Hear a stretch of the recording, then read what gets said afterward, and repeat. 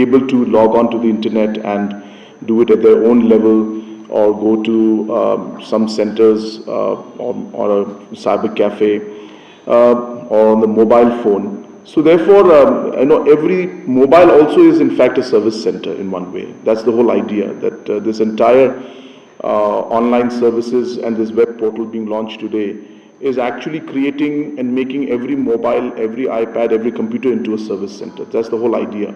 So therefore, the service centers that are there, the common service centers are obviously one of the ways.